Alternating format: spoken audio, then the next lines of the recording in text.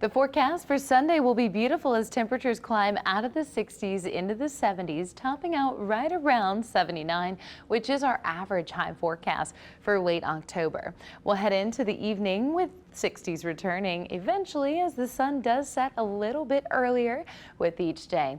Those winds consistently in the northeast direction and single digits for the most part, but we do have some teens towards the lakefront and therefore a small craft advisory issued in the Gulf. Just something to keep in mind if you are a boater. Otherwise, sky conditions, of course, will be beautiful with a gradual warming trend into the start of this week. We do see those 80s returning tomorrow, and they're with us through your Thursday when our next cool front pushes south. So, of course, the days are going to become a little bit shorter as we see mild afternoons and cool, damp evenings with no rain in the extended outlook whatsoever as we continue to have wall-to-wall sunshine locked in place. Now, you look at our water vapor imagery and notice there is an upper level low here off towards the Four Corners region, and otherwise we're going to continue to see high pressure sliding west from the east, and that's locked in place over the Gulf South region. So that ridge keeps our gradual warming trend going, but then as we get later into the week, a trough starts to dig a little bit further south, and that's when you'll notice yet another cool front heading our way. It just takes temperatures down a couple degrees. So the warmest that will be this week is 83 for a high, which is beautiful, maybe a little above average, but certainly not too bad.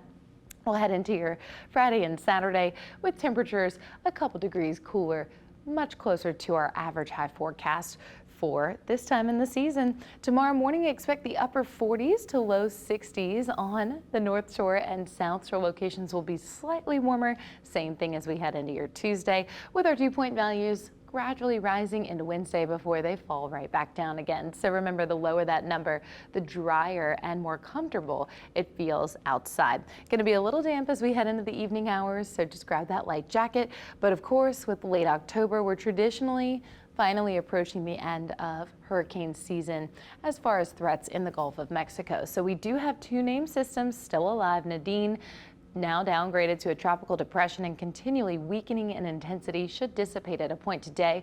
Then Oscar, which is a hurricane, category 1 at the moment with those 80-mile-per-hour winds. It will continue to impact Turks and Caicos as well as Cuba.